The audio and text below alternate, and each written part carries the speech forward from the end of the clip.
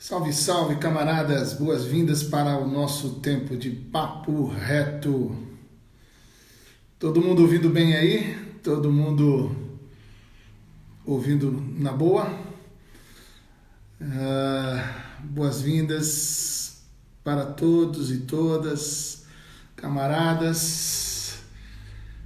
Hoje o papo reto acontecerá com um camarada que eu conheci nas redes sociais, resistindo e apanhando bastante.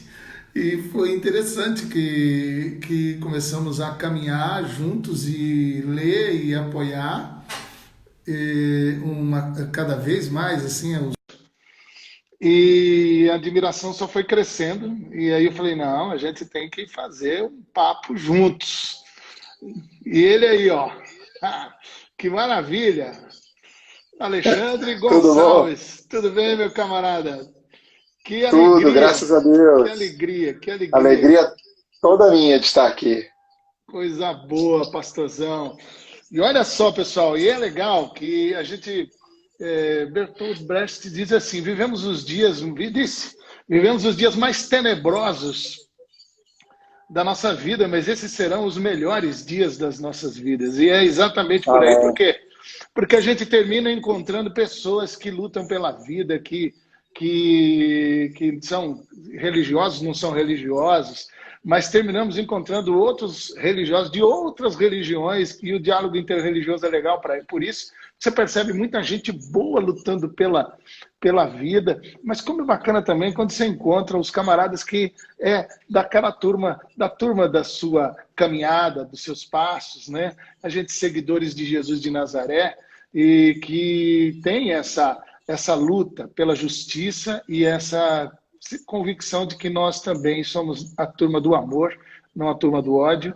Nós somos a turma da justiça e não a turma da injustiça. Então foi assim que eu conheci esse homem aí, que lutando nas redes sociais, se posicionando corajosamente. E é por isso que eu chamei, meu Deus, a gente tem que fazer uma conversa para que isso daí seja o começo de É, muito papo bom e muito encontro. Não só encontro aqui, né, Alexandre, mas também encontros quando pudermos, se Deus quiser, em sim. breve, presenciais, porque nós temos muito que lutar. Então, bem-vindo, boas-vindas, meu irmão. Bom ver você. Eu que fico muito feliz, honrado, né? A gente já se falava ali no Twitter e a gente tem aquilo que é comum a nós, né? O desejo de ver o Evangelho de Cristo sem estar contaminado com o interesse humano, com aquilo que afasta as pessoas, né? Qualquer tipo de situação, qualquer tipo de fermento colocado no Evangelho é algo que afasta as pessoas que querem conhecer a Deus, querem ter um relacionamento com Jesus, mas em virtude desse fermento, né, que de certa maneira fez a massa inchar, mas quando você corta ela só tem ali dióxido de carbono, né? Só Isso tem aí. ar, não tem mais nada, né?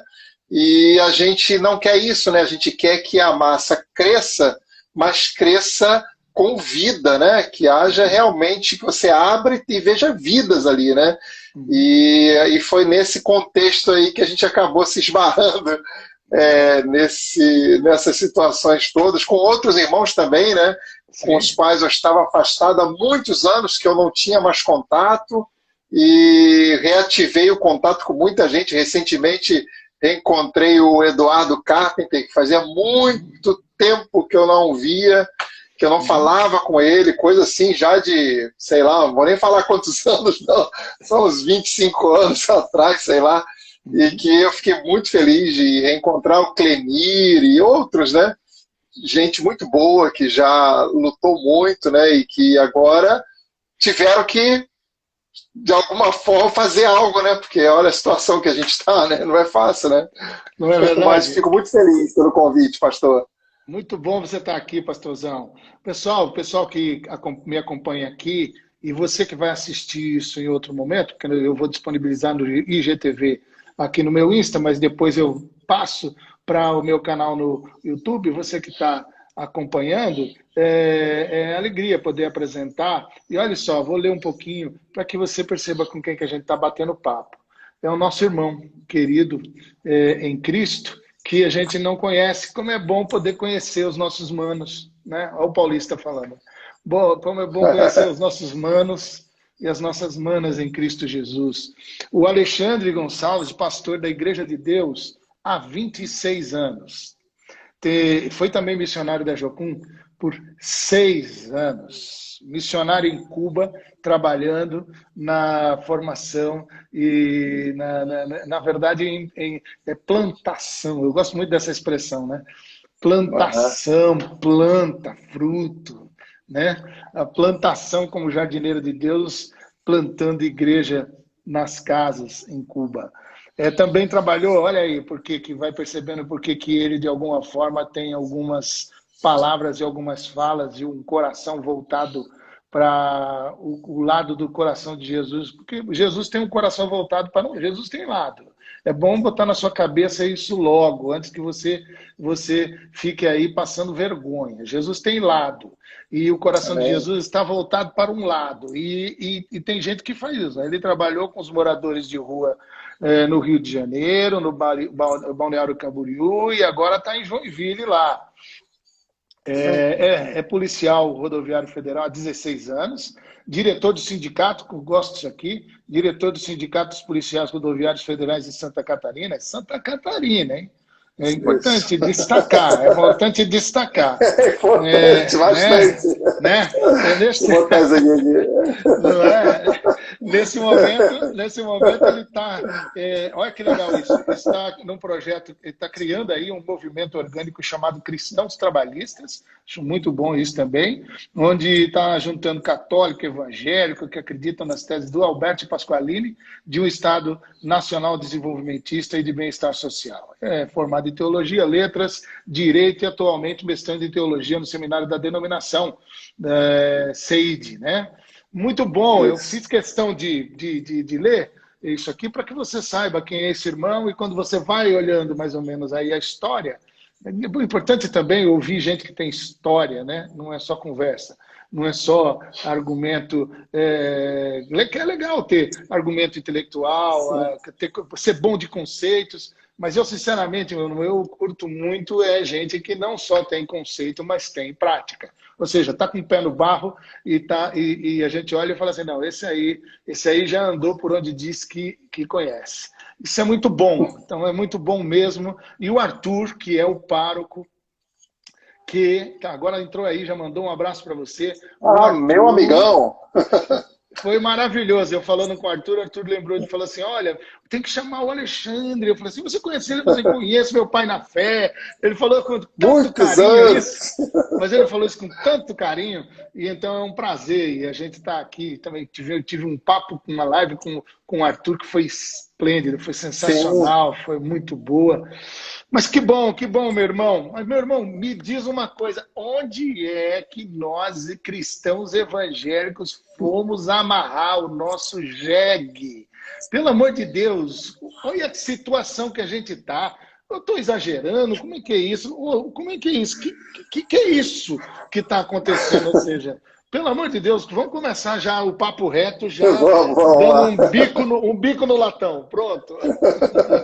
Olha, a gente ri para não chorar, sabe? Porque isso não é de agora, né? A gente que já tem uma caminhada de mais tempo sabe que nós iríamos chegar nisso, né? Tava tudo sendo... A minha própria vida tem reflexo nisso, porque quando às vezes as pessoas me apresentam como policial rodoviário federal, nem eu me acredito. Porque isso não tem a ver com a minha vocação, nunca foi. A minha vocação sempre foi para como alguém que apacenta vidas, seja na rua ou na igreja. Só que chegou um momento da minha vida que tem tudo a ver com esse momento atual, que se eu continuasse tendo como meu único sustento para minha família a igreja, ia chegar de uma hora para outra, eu ia estar na rua da amargura por conta de posições que eu era obrigado a tomar sob pena de eu ficar com o meu estômago destruído, com doença, que eu já estava, né? Já estava bastante doente, que eu fui 6 anos de tempo integral na Jocum, mais 10 anos como pastor de tempo integral. Então, eu cheguei um momento que eu falei, não, eu tenho que fazer alguma coisa, porque a qualquer momento vai acontecer algo comigo, né? E aí eu me lembro que eu estava andando no Rio de Janeiro, né, que é onde eu era pastor, e no Largo da Carioca vi lá, concurso para a Polícia Rodoviária Federal, isso em 2002. Aí eu falei, eu vou fazer. E eu falei, eu vou estudar, era a melhor coisa que eu sabia fazer era estudar, porque você sabe, a gente fica fora de mercado de trabalho, não sabe fazer absolutamente nada que não seja a ver com a igreja. Então tu fica, vou fazer. E por uma coisa assim que eu só consigo reputar como milagre, eu passei. Porque imagina, longe desse tipo de área, que não é a nossa área, né? A nossa área, né? E eu passei e entrei. Então, o fato de eu estar hoje na PRF tem a ver com esse momento atual. Porque muitos amigos meus e que estão ou estiveram nessa mesma situação de ter que passar por um dilema. Ou você esquece tudo, finge que não tá, faz a egípcia, como fala hoje em dia, né? Ou você enfrenta. E aí alguns conseguem enfrentar, depender de onde você está, consegue sobreviver, consegue continuar, porque o povo acaba estando contigo, mas em outros casos não. Acho que o meu fone deu problema aqui. Deixa eu... Você está ouvindo? Estou ouvindo e está perfeito. Começou muito bem e falando sobre uma coisa que lembra então que o pessoal falava assim, nós temos que saber ser fazedor de tenda. Paulo soube fazer tenda justamente para esses momentos e tudo mais. Agora, é verdade, tem lugares e algumas igrejas que elas são, vamos dizer assim, elas podem ajudar um pouquinho, mas também vai só até a página 7, a página 8, e tem prazo de validade. Então, eu costumo dizer para os pastores mais jovens o seguinte, que você tem que prestar muita atenção. Você não pode confundir CNPJ, você não pode confundir estatuto, liderança, denominação, ou igreja com diretoria, com ata. Isso aqui é uma coisa. E esse outro lado aqui é o corpo de Cristo, são as pessoas, são o rebanho de Jesus e tal, tal, tal. Não confunde corpo com corporação, não confunde instituição com corpo de Cristo. Aqui, aí eu falo para os pastores, sem ilusão e sem ficar com romantismo. Com a instituição, o pessoal fica bravo, mas eu falo, com a instituição, você tem que ser sagaz como a serpente. Com as pessoas e o povo de Deus, você é simples como a pomba. Mas as duas coisas, Jesus falou com os seus discípulos no ambiente, no contexto de ter religioso do lado dele. Olha, presta atenção. É simples como a pomba, né? E sagaz como a serpente. Vocês vão como ovelha no meio de lobo. Então, Jesus nunca chamou lobo de ovelha. Não, lobo é lobo, ovelha é ovelha. E pronto. E é verdade, a gente tem que ficar esperto, a gente tem que ter essa caminhada para poder pagar os boletos e cuidar dos nossos filhos. Então, está explicado por que você foi...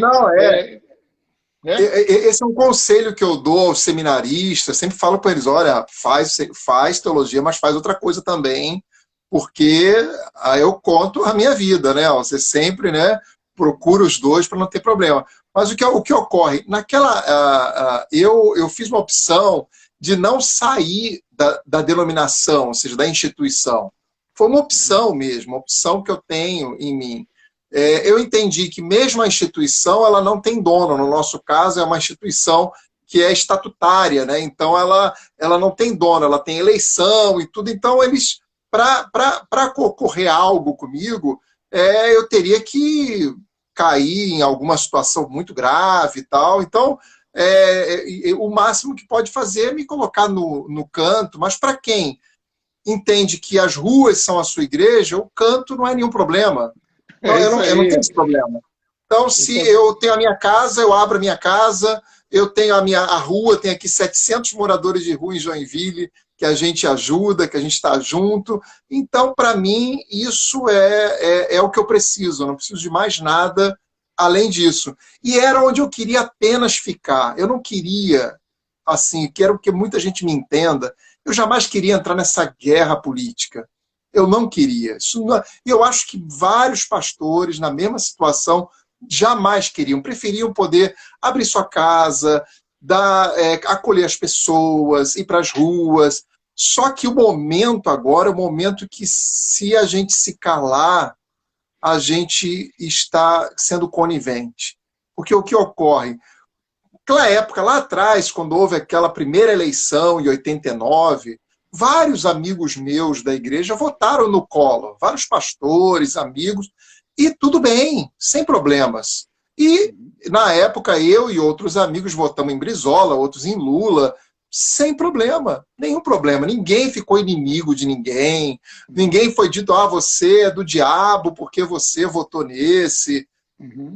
Foi bem tranquilo, não foi o... Só que o que ocorre de 2014 para cá, poderia até dizer 2010, mas 2014 foi mais forte, a situação virou demonizar.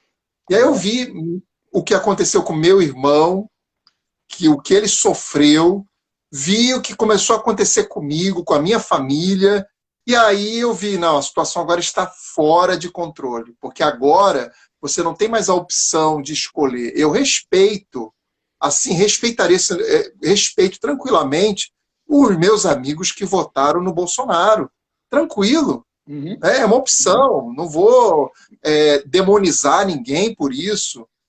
O atual apoio já é uma coisa que me deixa com mais restrição. Mas a eleição, lá no dia de votar, eu entendo. A gente tem aquela... eu acho que Cristo deixa em nosso coração a gente abrir e entender essas situações. Só que eles não entenderam a nossa opção. E nos colocaram numa situação de que, olha, a Bíblia, para eles, a Bíblia, e é esse o grande problema que a gente enfrenta, ela tem um manual político. E no manual político da Bíblia você tem que ser conservador, de direita, e agora, mais ainda, bolsonarista. Então, isso a gente não pode aceitar. É esse o problema. Se ficasse no campo da ideia, não, temos uma opção de votar, desde que, é claro, não ficasse falando em púlpito, mas se tivesse, tranquilo. Só que o que eles estão fazendo, e por incrível que pareça, Levi, isso está vindo forte das igrejas reformadas, de onde a gente achava que não viria isso, de onde sempre vinha uma visão um pouco melhor da situação. E está vindo forte deles, eles estão simplesmente sistematizando, criando uma doutrina, dizendo claramente de que a Bíblia, em sua cosmovisão cristã, ela nos exclui. Ela exclui qualquer pensamento diferente. E é o que... Eu vou dizer, isso é o que mais me aflige. Dói o meu coração, porque é tanta gente que nos procura dizendo, estou sofrendo, está acontecendo isso comigo. Gente boa, gente que ama Jesus, sabe, que segue o Evangelho e que está passando por essa situação. Acho que caiu aqui. Opa. Uma bugada. Mas Voltou? Deu uma bugada. Voltou. Tá. Vai estar dando essa bugada aí, mas vamos em frente. Tá dando para ouvir você, legal. Mas olha, você falou uma coisa aí que é verdade. O pessoal quer entrar numas de ficar agora jogando a responsabilidade por vamos dizer assim, esse jeito de apoiar passando pano. Porque é verdade, há uma diferença entre bolsominion e bolsonarista. Há uma diferença muito grande entre conservador, liberal, de visão liberal de economia, de cara que está de alguma reacionário. forma... nada disso, não é nada disso. A gente tem muito claro isso. Meu Deus, sempre foi muito claro para a gente esse tipo de compreensão. O que é importante, e continua bugando, mas eu estou falando aqui, está me ouvindo aí, né? Tá, eu estou ouvindo, estou ouvindo.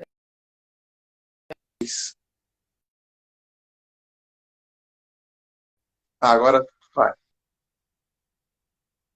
Agora voltei. Voltou. Tá, esse horário é um horário que eu estou pensando muito em mudar esse horário. Eu estou pensando muito, muito em mudar esse horário, porque esse horário é isso, que é verdade. A gente está agora ficar votar. Não tem problema nenhum, pelo amor de Deus, isso é maravilhoso. Claro. Você ter seu posicionamento e respeitar isso na boa. O problema todo é que agora, mano, o pessoal está passando pano para coisas que são malignas, para coisas que são Uhum. nazifascistas. Está passando pano Sim. para destruição da criação, que o nosso Deus é o criador de todas as coisas. Está passando pano para tudo aquilo que a gente contra, para coisas que vai contra tudo aquilo que a gente sempre pregou no nosso Senhor Jesus Cristo. Agora existe Ah, uma força, está havendo um negócio tão horroroso, porque agora a gente está começando a perceber que muitos evangélicos que são discípulos de Moisés, discípulos de Elias, discípulos de Davi, discípulos de qualquer um dos profetas, não, que está percebendo diferença séria de que existe diferença. A maioria desses heróis da fé são maravilhosos, nos ensinaram muitas coisas, graças a Deus. Como a gente aprende, como a gente ensina com cada um dos heróis da fé. Mas, mano, desculpa, nós somos discípulos de Jesus de Nazaré. E discípulo de Jesus de Nazaré, o papo é outro, a conversa é outra. Moisés fica quieto, né? Moisés fica quieto diante de Jesus de Nazaré, Elias fica quieto diante de Jesus de Nazaré, Paulo presta continência diante de Jesus de Nazaré, ou seja, todos os heróis da fé têm que ficar absolutamente prontos para poder dizer, é Jesus o Senhor, o Messias, e nós seguimos a Jesus, e ele disse uma coisa, que hoje em dia o que está acontecendo no Brasil estão dizendo exatamente o contrário do que Jesus ensinou. Então, pera lá, a gente tem que se posicionar, porque se não se sim. posicionar, nós somos coniventes. Se não se posicionar, nós somos coniventes. E é exatamente essa insistência de se posicionar e a surra que a gente leva por isso e as consequências que a gente enfrenta por isso, que a gente tem que se unir e continuar se posicionando firmemente para até os isentões parar de gracinha, porque a gente sabe quem é isentão. A gente sabe quem é que fica fazendo Exatamente. joguinho de querer utilizar o evangelho e o amor como subterfúgio para esconder a sua falta de coragem para profetizar firmemente contra esse homem de Belial e esse homem que tem aí o pessoal crente passando pano para esse homem que é um homem que é anticristo, ou seja, todo espírito de anticristo se manifestando nesse homem, pelo amor de Deus. Desculpa, preguei, falei demais, Não, claro, mas eu claro, devolvo a bola. Devolvo a eu bola. não, eu estava lembrando aqui, eu sou pentecostal, né? Eu sou de uma igreja pentecostal, nós oramos, jejuamos, aquela coisa da pegada do pentecostal mesmo, né? E isso, às vezes, é um problema para esse pessoal que tenta nos taxar como pessoas que por conta da nossa visão e da nossa crítica, eles dizem que nós perdemos a fé. Há até pouco tempo, né, o Franklin Ferreira fez um artigo falando sobre isso, dizendo que os cristãos chamados progressistas, eles não têm fé e tal. E eu fiz um exercício com os irmãos, um exercício bem simples. Nós estávamos numa vigília, em oração, buscando o Senhor, aquela vigília realmente bem pentecostal, abençoada. E Delícia. num momento eu levantei, irmãos, eu queria que vocês agora, cheios do Espírito Santo, gritassem assim: bandido bom é bandido morto. Eu falei para eles dizerem isso, grita agora, bandido bom é bandido morto. Eles não conseguiram fazer isso. Claro. Por que não conseguiram? Porque estavam cheios do Espírito Santo. O constrangimento da presença do Espírito Santo não permite que alguém que está cheio da vida de Cristo fale uma barbaridade dessas. Porque Jesus, ele é da vida, ele não é da morte. E a gente tem em nós o ensino da vida. Jesus falou que ele veio para que tivéssemos vida e vida em abundância.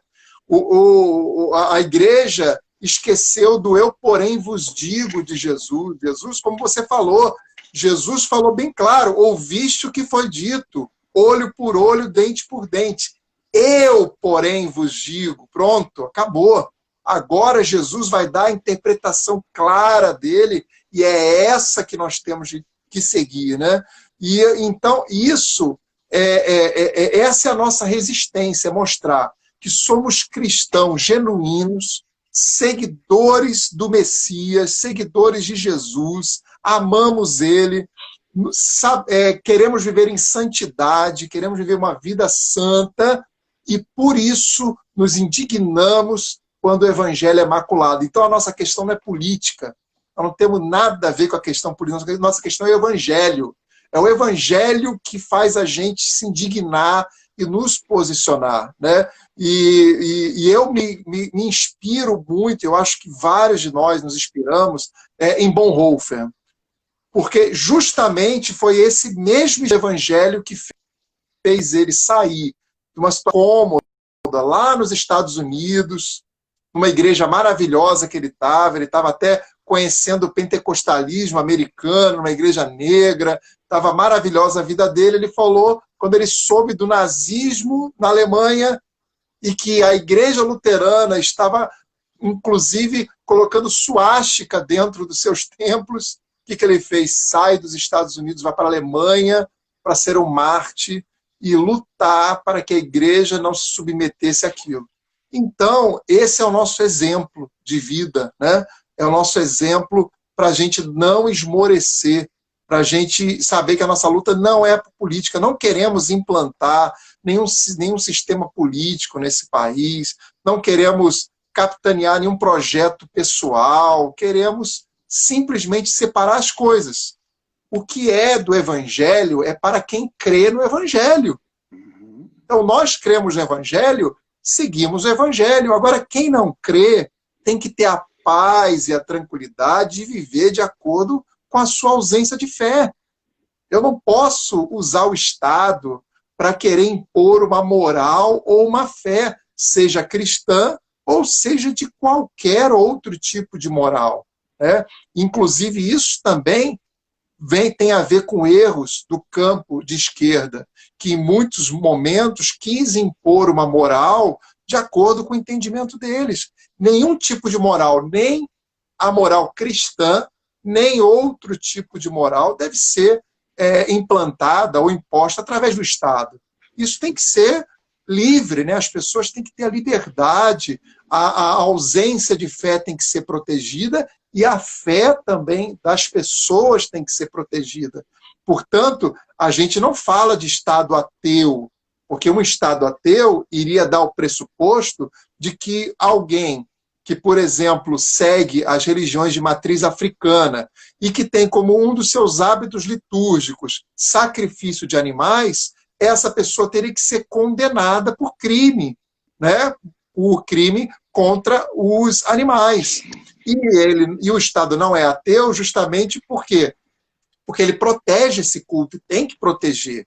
Né? Tem que proteger toda forma de fé. Então ele não é ateu, ele é de todas as fés. Até isso a gente estava conversando com o Arthur sobre isso.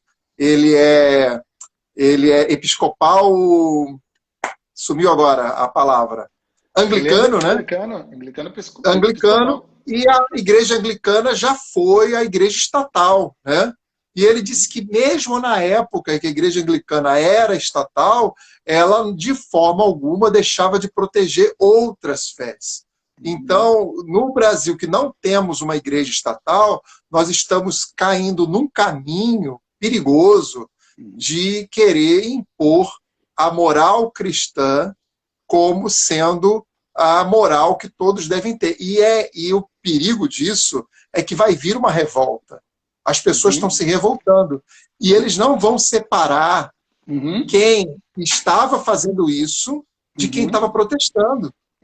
E geralmente, numa revolução, vamos botar assim, morre o líder que está no sistema e os clérigos também. Ou seja, aquela perseguição que os irmãos sempre falavam contra a igreja, ela vai vir por causa da própria igreja. Isso é que é triste. Porque as Isso. pessoas tomaram nojo de nós. Uma igreja no Novo Testamento, me corta se eu estiver falando muito, tá, Levi? Não, Por não, favor. vai, tá ótimo, vai. Uma igreja do Novo Testamento, ela tinha a simpatia do povo e a ojeriza do Estado. Não era assim? A igreja de Atos, a Bíblia fala que as pessoas tinham simpatia pelos irmãos, caíam na graça das pessoas ao redor, né? Hoje, inverteu. A igreja tem a simpatia do Estado e a ojeriza do povo. Perfeito. Isso está totalmente contrário ao Evangelho, porque a igreja nunca pode estar sendo, de forma alguma, amiga do poder. A igreja sempre vai ter a sua voz profética contra o poder. Sempre vai ter. E a igreja que se alinha ao poder, ela vai contra o povo. Então, a igreja que entende que o seu papel é o povo, são os pobres, são as pessoas que estão realmente, que precisam dela, ela jamais vai se alinhar a qualquer governo, mesmo um governo que aparentemente seja um governo que ajude a própria igreja e a sua missão. A gente sempre tem que ter esse cuidado, né? E isso é algo realmente que também dói muito o meu coração, ver o que está acontecendo, porque a cada dia vai chegar o momento, a gente viu agora no Chile, eu não sei exatamente se aquilo, isso ainda vai se investigar, mas as notícias que nos chegam é que queimaram várias igrejas no Chile. O povo revoltado, são 30 anos de um governo neoliberal, apoiado pela igreja, né? Chegou o momento, né, depois de 30 anos, que eles foram lá receber a sua aposentadoria e não tinha nada, o povo acordou, e esse é o medo que eu tenho aqui do Brasil, que a gente só acorde daqui a 30 anos, e eles, então, pensaram, quem é o culpado disso, além do governo, é a igreja também, vamos queimar as igrejas. Olha a situação que nós estamos, né? E isso, assim, já está manchando e vai manchar de maneira perene a história da igreja. E a gente, se a gente ficar calado, nós estaremos no livro de história como quem aceitou isso. E por isso que realmente, como você falou, o calar aí é uma atitude de você aceitar o que está acontecendo. E isso a gente realmente não pode. O preço é grande, você sabe disso, né? As pessoas se afastam, os lugares que a gente ia dar uma palavra, as pessoas não recebem mais a gente, né? Os cargos na igreja, no meu caso, que eu trabalho numa denominação, que tem toda estrutura, você já não tem mais cargo nenhum, você não tem mais nenhuma opção, ninguém te chama para nada. Mas fazer o quê, né? Tão pequeno perto do preço que Jesus pagou por nós, né? Então, é isso que a gente tem que fazer. Fazer o quê, né? Alexandre, uma coisa que enquanto você falava, aliás, que leitura fantástica e profética, porque nós estamos plantando coisas hoje, porque hoje nós estamos caminhando na direção de agora fazer o que a gente sempre criticou em outros países, você é da Jocum, sabe como o missionário sofre em países que têm esse aspecto da talibanização do Estado, onde se tem a moral do Islã num determinado Estado, e o quanto nós, pastores e missionários, já sofremos com isso. Agora, a gente está querendo fazer a gospelização do Estado brasileiro e achando que isso é bonito, ou seja, uma hipocrisia. Eis aí a hipocrisia. Tem aquele meme, né? Aquele cachorrinho, né? Eis aí a hipocrisia. Por quê? Porque criticava os camaradas que faziam isso lá fora, está querendo fazer a mesma coisa aqui dentro. Criticava os católicos, os nossos irmãos cristãos católicos, ou a liderança, alguns, né? Alguns dos nossos irmãos cristãos católicos que ficavam aí tendo uma liderança e até um acesso muito mais privilegiado junto ao poder, e agora está fazendo a mesma coisa, está querendo fazer a mesma coisa. Mas esquece esquece, tá? Não, leu o Evangelho não sei de que jeito. Que Jesus de Nazaré não sossegava firme com nenhum outro tipo de gente, senão só com os religiosos. E ele pegava firme com os religiosos. E eu acho demais a hora que Jesus fala, deixa-vos a minha paz. Porque naquela hora ele está dizendo o seguinte, essa minha paz não tem nada a ver com o shalom Essa minha paz não tem nada a ver com o shalom dos hipócritas. Essa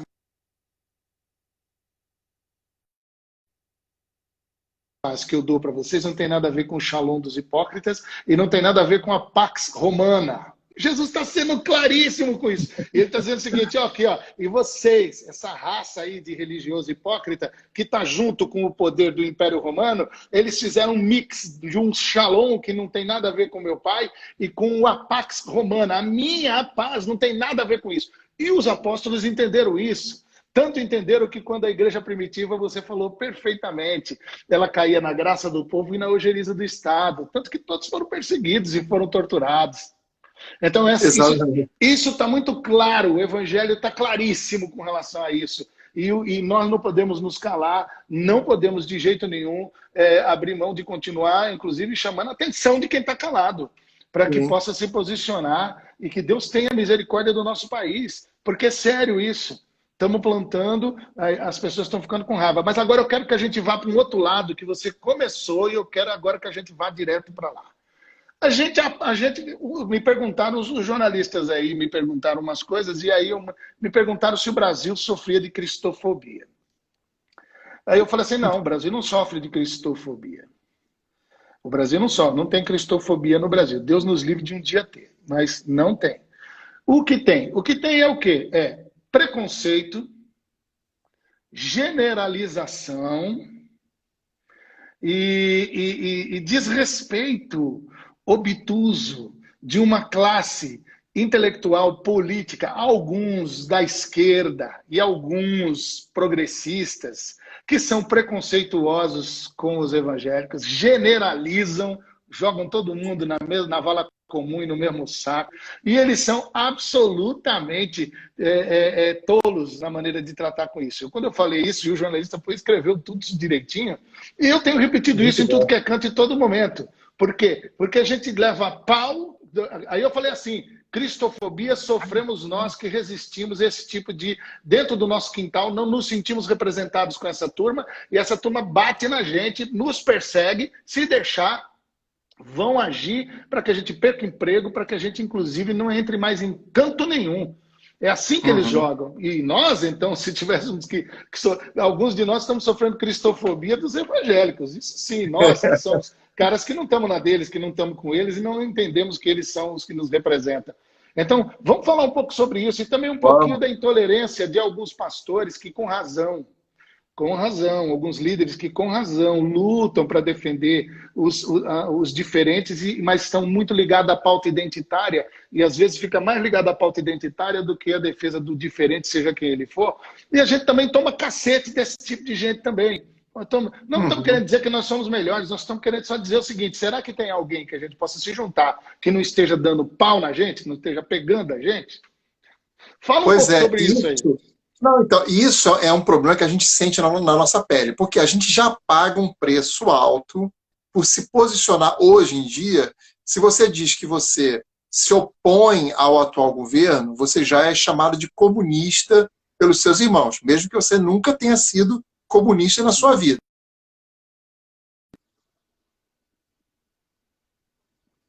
Esses adjetivos todos que costumam usar. Só que quando você está no meio dos progressistas da esquerda, eles querem fazer um tal de ateus-explaining. Ou seja, eles querem dizer como eu devo ser com eles. Como deve ser a minha fé. Eles querem pautar aquilo que eles acham que eu devo ser. E eu não aceito isso, Levi, de forma alguma. Porque o que eu sou deriva de Jesus. Não é pautado nem pela instituição denominacional, nem pela esquerda ou progressista. É Jesus. Então, essa distensão a gente sofre no meio da esquerda e é algo que foi um dos motivos da gente estar criando e tentando, né? Porque eu vou dizer para você, não é fácil. Tá? Não é fácil. Eu sei porque eu já convivi com vários partidos de esquerda.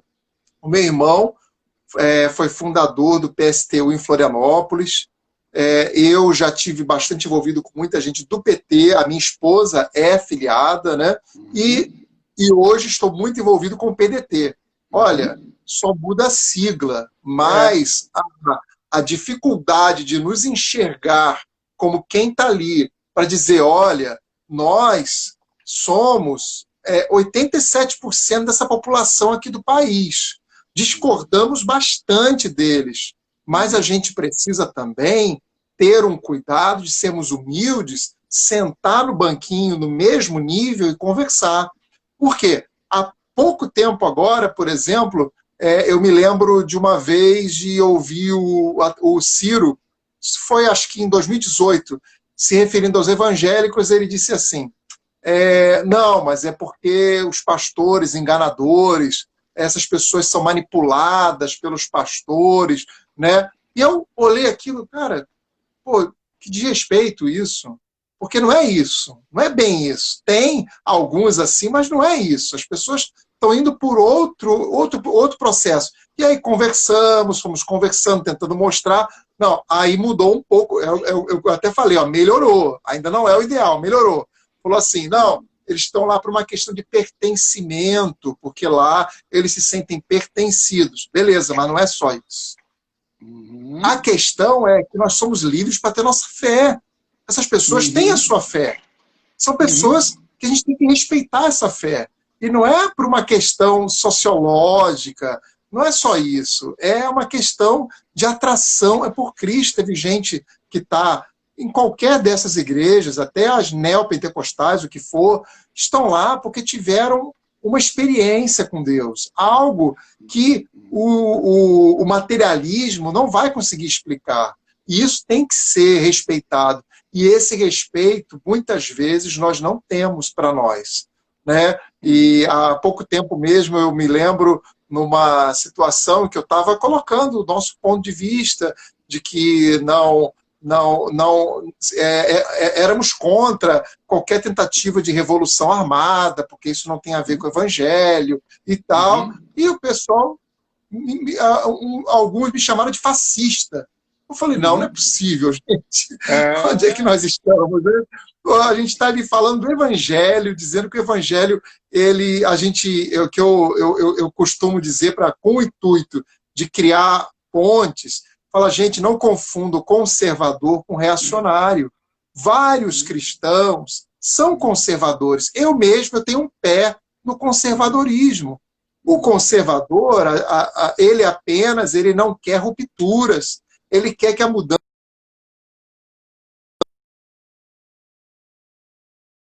Ele fala muito disso, de não ter rupturas, quando ele faz críticas à Revolução Francesa, né? Das mudanças serem mais devagar.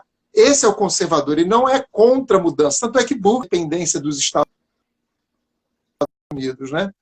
Mas o reacionário, ele não quer mudança. O reacionário, ele quer manter tudo como está. Então, eu falo para o pessoal, gente, diferencia. Nem todo conservador é um reacionário, né? E os reacionários não são conservadores, né? Então, vamos tentar fazer um diálogo, porque nesse momento a gente tem que estar junto com todo mundo. Todo mundo que tem um desejo de que sejamos um país democrático, que querem que o Estado brasileiro seja um Estado de bem-estar social, nós temos que nos juntar. Não podemos, nesse momento, viver uma ilusão, que eu costumo chamar de uma ciranda, que vamos fazer uma revolução socialista e mudar isso. Isso não... Nem nós, a nossa fé, a gente vai querer isso. Mas o que a gente quer, claro, é que o Estado se volte para o seu povo, né, para os pobres, e nem que para isso tenha que aumentar os impostos dos ricos. Olha bem, gente, é rico, tá? Não estamos falando de você que financia o seu carro em 36 vezes, não. Estamos falando do rico, aquele que ele é aquele 5% da população do Brasil que detém aí mais de 90% da riqueza do nosso país. É desse aí. Esse vai ter que ajudar, porque não tem como a gente conviver com isso. A gente, como igreja, tem aqui 700 moradores de rua. A gente pode dar uma comida para eles? Pode, conseguimos dar almoço, dar janta, mas só isso, a gente não consegue construir casa para todos eles. Aqui, as 10 favelas que tem em Joinville, a gente não vai conseguir fazer saneamento básico, não vamos conseguir construir casas dignas. Então, a gente precisa exigir que o Estado faça isso. Isso não é ser comunista, é cristão. Isso é querer realmente que o que eu tenho é que assim, aquela pessoa que tem o Espírito Santo, ela não consegue ser feliz nessa terra, não consegue ser feliz no sentido absoluto da palavra, sabendo que você está na sua casa, no seu teto, e tem gente morando na rua. Não dá para ser feliz assim. Mas alguns falam, não, mas isso é só no céu, pastor. Não, vai lá na Europa, vai nos países escandinavos, vai nos países nórdicos, vai lá na Europa que você vai ver se tu vai encontrar gente morando na rua. Ou seja, o Estado brasileiro, com toda a sua riqueza, pode proporcionar isso. Só que aí a gente tem o problema, hoje, com fora o que a gente já está enfrentando aí de bolsonarismo, essa loucura toda, temos uma esquerda que não consegue ver que a prioridade tem que ser o pobre. A identidade principal que temos que defender é a do pobre, é do trabalhador. As outras identidades, se você juntar os interesses individuais de cada identidade,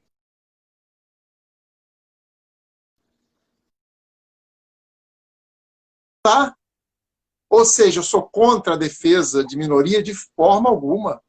Mas se a estratégia de defesa de minoria está sendo um meio para que o bolsonarismo boçal continue no governo, eu vou mudar a minha estratégia. Minha estratégia vai ser realmente o povo trabalhador.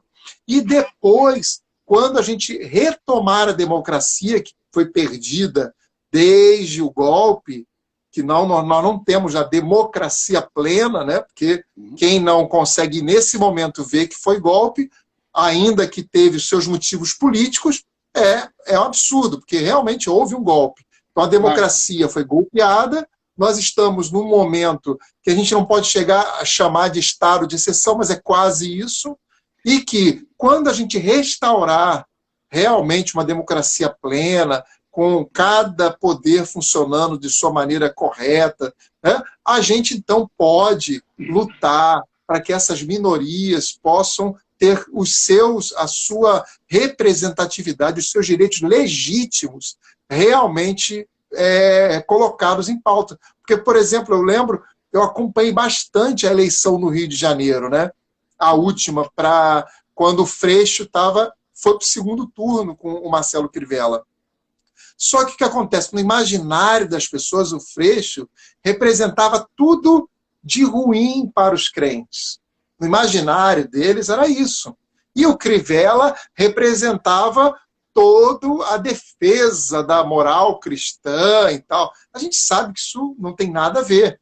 Mas, na visão do povo, quando o Freixo foi para o segundo turno, nós já sabíamos que não ia passar disso.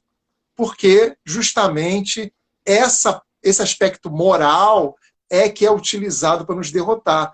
E se tem uma coisa que nós temos em comum, tanto o campo progressista quanto a igreja, é o desejo de ver realmente os pobres emancipados. Né? Isso é o comum. Né? Até esses dias uma menina escreveu que a democracia cristã, que é o partido lá da Alemanha, da onde veio todo o funcionamento do Estado, o estado de bem-estar social, ela teve origem justamente do pensamento da doutrina social da igreja e do pensamento luterano de ter realmente um Estado que ajudasse a todos. E era chamado de democracia cristã. Então, assim, se a gente conseguir caminhar para essa base, a gente vai ter mais chances de vencer o que está à frente de nós. Mas, no momento, infelizmente, Levi, a gente apanha da esquerda, principalmente a esquerda que é mais ligada ao identitarismo, e a gente apanha dos nossos irmãos da igreja. Então a gente fica no miolo, ali no meio, apanhando dos dois lados e tentando sobreviver. É o que dá para nós, né? Mas uma coisa que é importante entender é que é o que dá, é o que temos para hoje. E o que é importante numa hora dessa é a gente saber conversar. Eu tenho levado, mas eu tenho apanhado tanto da esquerda por conta da minha amizade com Boulos e por conta não só e a minha admiração. Eu tenho admiração pelo Guilherme Boulos e tenho uma admiração incrível e enorme pela Luísa Erundina. Mas você imagina, eu sou um camarada, eu sou da rede, que tem uma admiração, todo mundo sabe da minha admiração, meu respeito, minha reverência a Marina Silva, minha irmã. Eu também. Todo mundo sabe e eu estou aqui, estou lutando pelas candidaturas da rede, vou continuar. Marina Elu é uma jovem fantástica.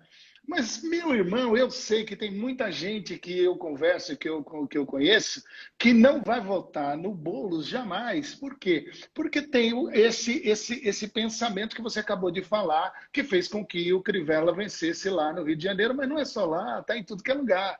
Então, mas eu tenho muita gente que eu falo assim, meu, pelo amor de Deus, a Marina Elu tem que ser conhecida como uma bela de uma alternativa. E eu radicalizo, digo inclusive que ela seria a única alternativa para quem realmente está querendo mudar e para quem está querendo virar essa situação. O que foi que aconteceu com a eleição de 2018? Mano? Por favor, qual que é? O que aconteceu em 2018? Todos, olha só, eu estou falando até queimando a língua e bordando a língua aqui. Hoje nós já sabemos que qualquer um que ganhasse seria melhor do que esse negócio que está aí, entendeu? Sim. Então agora eu concordo que agora é o momento da gente estar se unindo e outra, temos que ser estratégico, parar com o negócio do fogo amigo, parar com esse negócio. Para mim isso é coisa de moleque, esse negócio de fogo amigo é coisa de moleque. Moleque ignorante, moleque preconceituoso, generalizador e sabe assim, aquela coisinha mesmo de criança no que diz respeito à concepção política. Então, eu acho isso incrível, porque tem a ver realmente com falta de estratégia. Sociologicamente, e a gente já conversou aqui, sim, as igrejas evangélicas da periferia são espaços de acolhimento, os caras têm senso de acolhimento, senso de segurança, senso de pertencimento e tudo isso é místico, porque leva ao senso de missão. Isso mesmo. Acabou, mano. É isso aí. Agora os caras... E perder a eleição do jeito que estão perdendo e vão continuar perdendo é porque abandonaram as bases. Abandonaram o povão, abandonaram a periferia, não conversam mais. Isso aqui, conversa que eu estou falando aqui, que isso aqui eu e o Boulos já concordamos em debates públicos falando sobre isso. Então, isso é importante compreender que a gente tem aí uma luta para fazer, mas a gente precisa olhar com bastante atenção. Primeiro, nós somos discípulos de Jesus de Nazaré. Nós estamos do lado, não abrimos mão disso. E não tem problema nenhum, já fomos perseguidos por Nero, já fomos perseguidos por Hitler, já fomos perseguidos por Stalin. Não tem problema com isso não, rapaz. Que com a gente aqui não tem mimimi. Nós seguimos a Jesus de Nazaré, mano. A gente não mata, a gente morre. A gente se morre pelos outros, a gente se entrega pelos outros. As nossas armas não são essas armas. Nossas armas são poderosas em Deus para destruir fortalezas mentais, produzir metanoia e a verdadeira transformação. Então, essa é uma coisa que a gente tem que guardar no nosso coração e um ficar encorajando o outro. Então, por isso que eu acho assim, daqui a pouco essa coisa do Instagram vai acabar aí, porque isso é uma droga. Mas tem um tempo. Tem um tempo. Mas, vamos até onde der. O que é importante é o seguinte, que a gente vai voltar a falar mais vamos aprofundar mais esse segundo momento da nossa conversa. Mas vamos aí agora. Agora eu queria que você aproveitasse esses próximos minutos, que eu acho que devem ser os últimos, mas eu queria que você aproveitasse para nessas suas... Você dar uma resumida no papo que tivemos e também, de alguma forma, falar aquilo que você ainda não falou. E, puxa, se der tempo de eu te agradecer, eu agradeço, mas se não der, que termine com você falando. E já estou agradecendo e aguardem, porque nós vamos ter mais. Eu vou voltar, a gente vai voltar. O Alexandre Gonçalves, nós vamos retornar e vamos voltar a falar mais. Vai lá, Alexandre. Eu acredito que o nosso papel agora, Levi, é fazer pontes mesmo. A gente tem que trabalhar por isso. A gente tem que trabalhar porque nós temos uma virtude que o cristianismo nos dá, que é a moderação. O cristão tem uma virtude de ser moderado. Nenhum extremo cabe a nós. A gente não é de extremos, né? A gente é de ser moderado, de olhar as circunstâncias. Por quê? Porque o nosso centro é o evangelho. E a gente não sai nem para um lado nem para o outro. A gente está ali num caminho de moderação, um caminho difícil. É como se a gente tivesse uma ripa bem fininha e a gente tem que ficar andando ali em cima dela. Volta e meia a gente dá uma escorregada para um lado, dá uma escorregada para o outro, mas a gente tem o nosso, aquilo que nos guia, né? E por a gente ter essa facilidade, a gente precisa criar essas pontes. Então, hoje, por exemplo, a gente tem o movimento dos evangélicos pela democracia, nós temos os evangélicos no PT, nós agora começamos com os cristãos trabalhistas. Então, quando estava na rede, eu fui filiado à rede de 2010 até 2017, né? E ajudei a construir a rede aqui na cidade, né? Na executiva. Lutei pela campanha da Marina em 2010, 2014, fomos sabotados, mas lutamos até o fim, com pouco recurso, não tínhamos nada, não tínhamos condição nenhuma, e acreditávamos que a vitória da Marina, tanto em 2010 ou em 2014, iria estancar essa situação de ódio. A Marina serviria, mesmo que a parte da esquerda achasse que o programa dela não era da ultra mega esquerda power, mas ela, a figura dela, iria estancar esse ódio, ia causar um resfriamento do clima quente que estava, né? Infelizmente, né, não ocorreu, tanto por sabotagem da esquerda, quanto por sabotagem do ínclito Silas Malafaia, que fez de tudo para atrapalhar a vida dela, mas a gente dorme com a nossa consciência tranquila, porque não fizemos fake news, não criamos ódio, não criamos campanha difamatória, né? A Marina teve uma posição totalmente correta, alguns falam sobre o seu segundo turno com a Aécio, que eu particularmente não concordei, mas para mim não é um caso de cancelamento, porque o Dino fez o mesmo no Maranhão e ninguém lembra disso, né? Mas para a Marina fazer isso aí foi a morte dela, né? Mas poucos lembram que o Dino também fez isso no Maranhão, esteve na mesma época, né? Esteve no palanque com ele e não foi cancelado pela esquerda. A Marina é cancelada, tudo bem, não tem problema, mas a gente dorme com nossa cabeça tranquila, sabendo que a gente fez uma campanha limpa. E hoje eu creio que o nosso papel é criar essas pontes para que a gente consiga ser conciliador nesse meio. Se a gente, com a virtude do Evangelho, trazer essa conciliação, essa semana eu tive uma conversa em que estava o Ariovaldo. Fazia muitos anos que eu não falava com o Ariovaldo. Eu acho tivemos uma certa rusgazinha, né, que ela não foi resolvida, né? Mas foi tão bom poder falar com ele, poder ouvi-lo e saber, não, olha, a gente tem algo que nos une, que está muito acima de qualquer outro tipo de divergência, que é Cristo, o Evangelho. Então, nós temos essa capacidade que o Senhor nos dá de conversar com todos. A gente pode conversar com qualquer lado, com qualquer um. E eu creio que essa é a nossa missão hoje, sabe? É uma missão de realmente conciliar. E foi para isso que eu me dispus a, desde 2018, começar um movimento orgânico de cristãos trabalhistas, de começar a conversar com conseguimos 700 pessoas aderindo, só que você sabe, quando chega no momento, agora vamos institucionalizar, aí pronto, aí vem todo tipo de assim, oposições internas, mas querem talibanizar o partido. Aí, assim, é como se as pessoas jogassem fora tudo que a gente está perdendo ao fazer isso e não levasse isso em conta, né? Pô, a gente está se lascando, né? Eu até brinquei esse dia, pô, eu sou policial, né? Tô na polícia, Sou pastor evangélico, eu estaria no melhor dos mundos, nesse universo bolsonarista aí, né? Pô, é polícia, né? E a gente pega por nossa própria vontade, vai lá e se coloca contra isso. É prejudicado na sua profissão, é prejudicado na igreja, é prejudicado em tudo. E aí o pessoal que era para estar junto contigo fala, não, pô, que bom que você está na batalha, chega e te joga aquele balde de água fria, diz que não, está desconfiado, e querem implantar o cristianismo no partido, e a gente diz claramente que nós não queremos nem implantar cristianismo no nosso filho.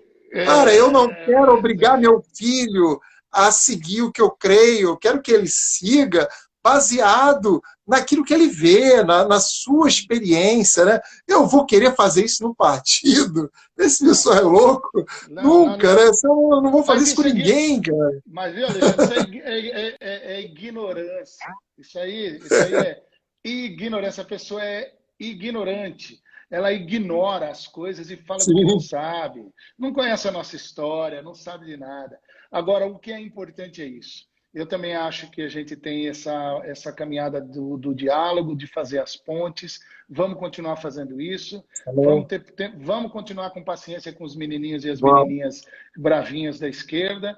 E vamos ter, sabe, de vez em quando, tirando a onda com a turma ignorante, que também generaliza contra nós e é preconceituosa contra nós. Não tem problema. Vamos com paciência. Vai ter hora que vai me pegar mais no fruto do Espírito. Eu vou estar mais com paciência, com uma ironiazinha mais calma. Agora, o dia que me pegar não tão assim no fruto do Espírito, eu já dou logo uma sapatada, coloco o sujeito no lugar dele e depois, claro, meu Deus do céu, me perdoa, Jesus, tem que me parecer mais com o Senhor. Então, eu dou de levização e falo com esses menininhos aí, essas menininhas, que eles precisam parar com isso, que não está sendo estratégico e que Deus nos ajude para que a gente possa ir adiante. Temos coisas para fazer e nós vamos fazer. Agora, se os caras não entender, nós vamos continuar fazendo do mesmo jeito. Nós não precisamos deles para poder ser sal da terra e luz do mundo em tudo que é canto, inclusive na busca de uma política pública mais parecida com o reino de Deus. Nós não precisamos de partido para poder ser sal da terra e luz do mundo? Não, senhor. Então é o seguinte, quem não quiser, aquele abraço, mas tem muita gente que quer e que está se juntando e que está caminhando de um monte de partido e fazendo as conversas sem esse tipo de esse anacronismo besta. E a gente sabe muito bem, porque se tiver que pegar a listinha das incoerências de todos, a gente tem. Nós já passamos por lá, nós sabemos de tudo. Isso é bom guardar os pitbull, porque se fica o pitbull, a gente vai dizer o que o pitbull vai aprender. Primeiro, ficar quieto, porque ele não pode fazer nada, e depois ele vai ter que aprender coisinhas que ele talvez não saiba ou está fazendo de conta que não sabe, ou acha que a gente é tonto. Acho que a gente é tonto e não sabe. Então, e a gente tem que fazer aquela conferência que estava marcada, que tu tinha organizado. Quando a situação melhorar, a gente tem que juntar, tem que começar a se mobilizar junto para que as pessoas olhem e saibam que a gente não está, que nós não estamos inertes, né?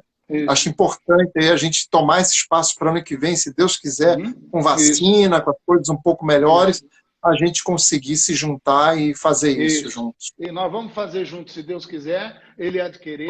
E se Jesus não voltar, nós vamos estar aqui firme, certo? Se voltar, nós vamos estar firme em outro lugar. Mas eu falar de Jesus voltar, eu fico pedindo para ele voltar quase todo dia. Não, mas você sabe que tem uns manos nossos que não creem mais nisso, né? Mas a gente tá junto.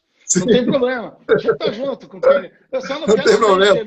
Eu não tenho problema. Eu respeito que o cara não acha que Jesus não vai mais voltar. Beleza, tá tudo bem, mas eu acho que vai voltar. Então, me respeita. Eu respeito que você acha que não vai voltar. Você me respeita que eu acho que vai voltar. Enquanto isso, nós vamos. O importante é que quando ele voltar, ele nos encontre fazendo assim. Fazendo o quê? Amém. Na seara, servindo com amor. É isso aí. Né?